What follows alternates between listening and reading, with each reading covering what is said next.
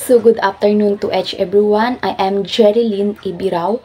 So for this afternoon, I will going to discuss about family history. So when we say family, it consists of a mother and a father or a children, grandparents, or etc. That which we called family. So as you can see here in the pictures, we can see different kinds of family, had a traditional, modern, and etc. So let's now discuss about what is family. So what is family? The word family comes from a lot of emotional attachment to it, and for good reasons, to conjured in the mind for some upon hearing it.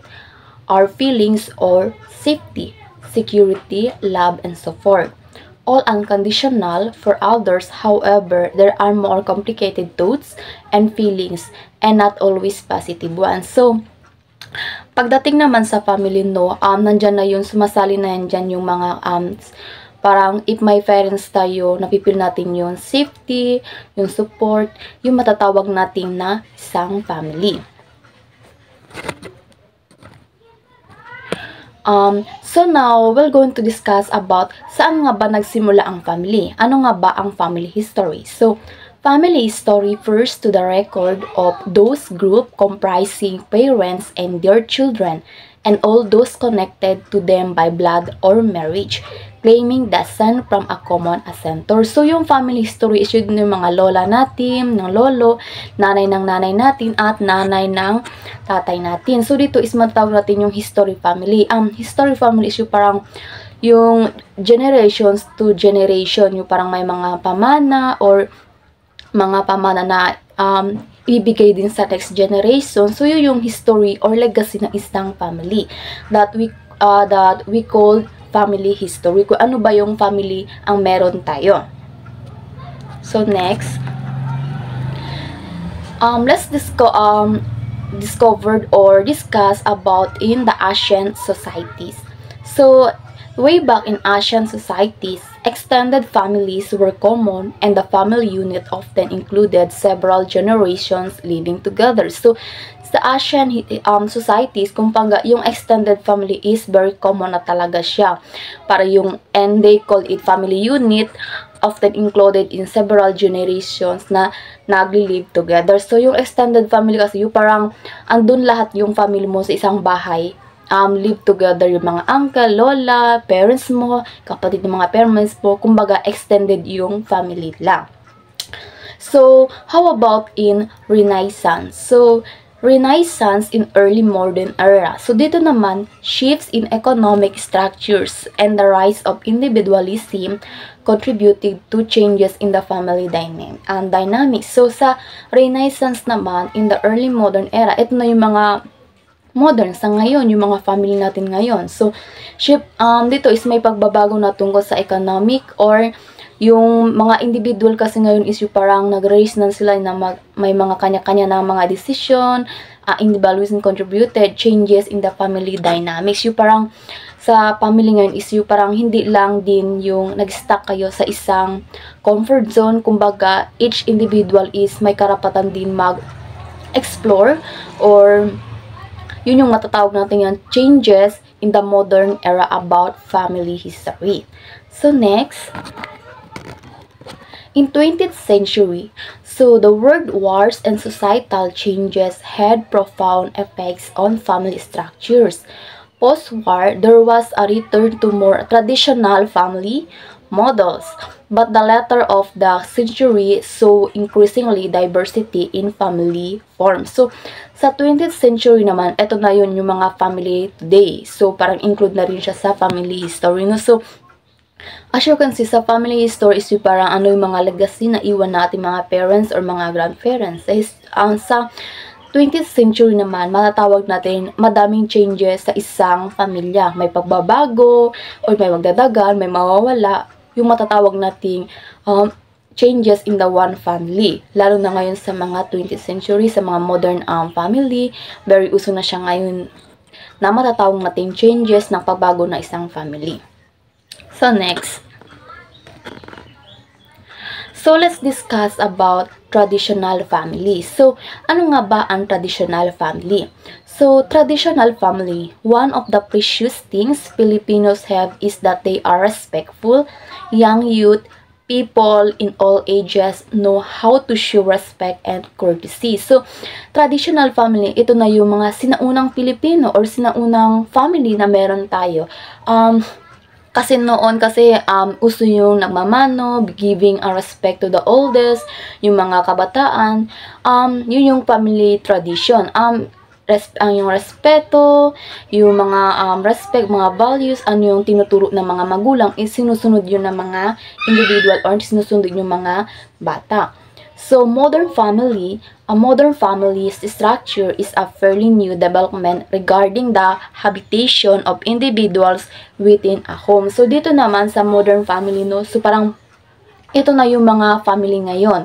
So, matatawag natin yung parang may malaking pagbabago na sa isang pamilya. Kumbaga, nawawala na yung respect to each other, nawawala na yung respect to the oldest or sa mga parents and fathers. So, parang may kanya-kanya na silang mga ginagawa, most especially talaga sa technology. So, parang, as you can see naman sa pictures, diba, yung mama nila is parang dinisipline sila. So, yung mga anak niya is may kanya-kanyang ginagawa in front of the food. So, parang, nawala na yung respeto nila sa pagkain.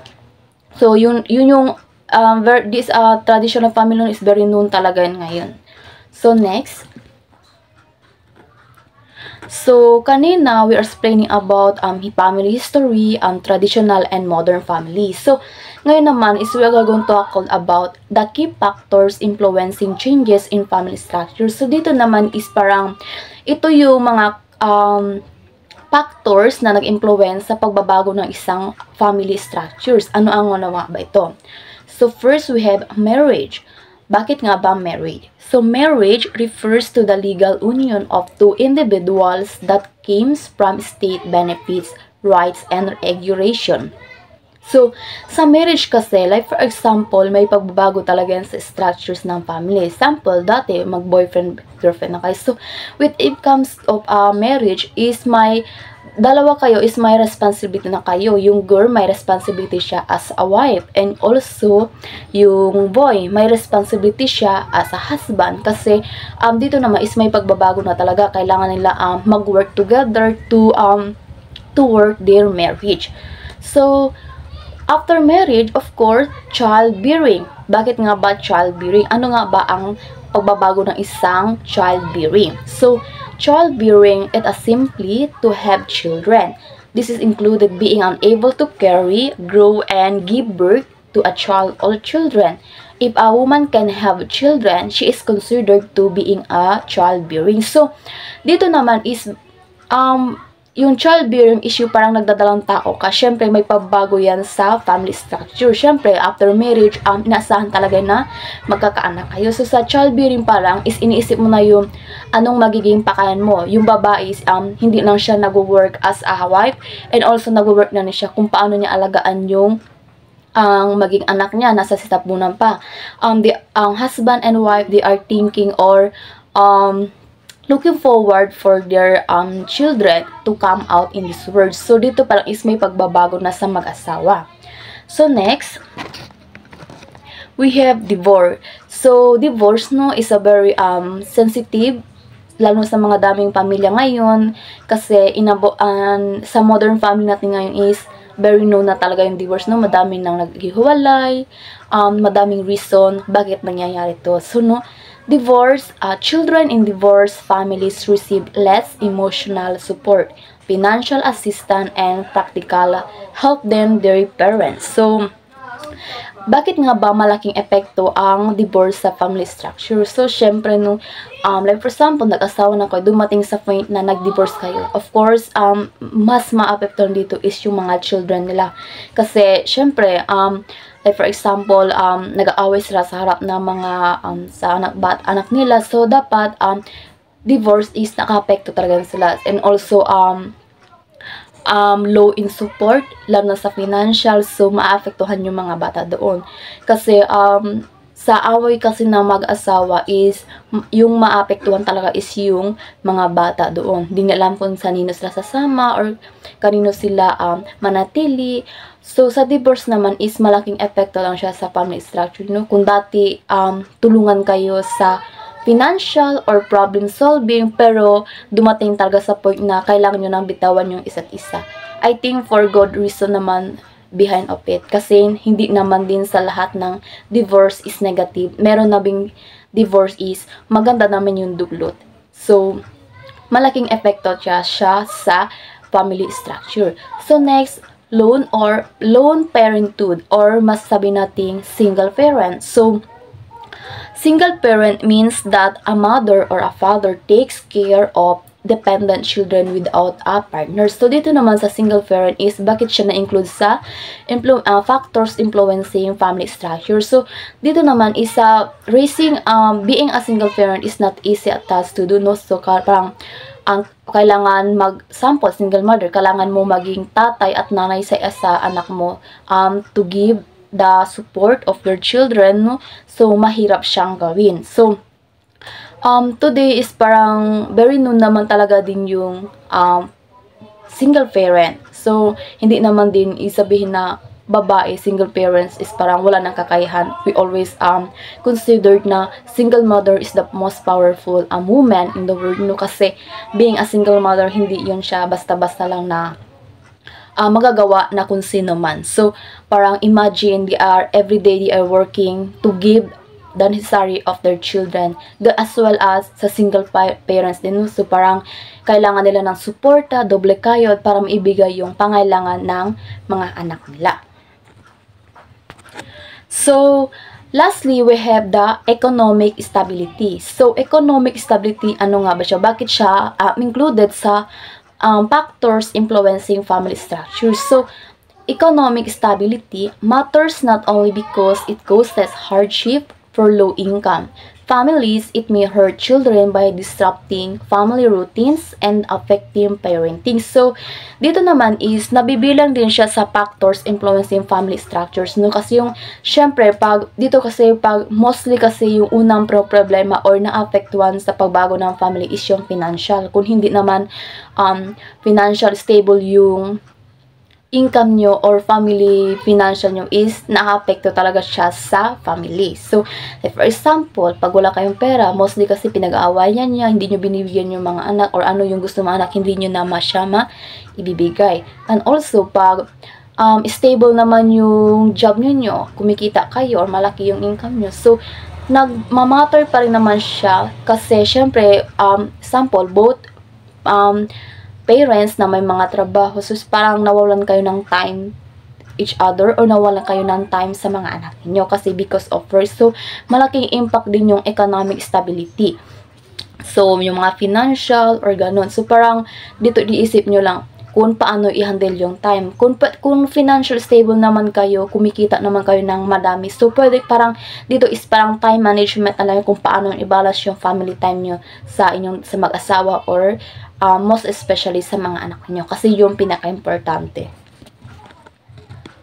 So, next, no? So, ito na yung mga katanungan if you are listening or what have you learned from our discussion about family history, no? So, to sum up the topic, no? So, we are discussing about family history, no?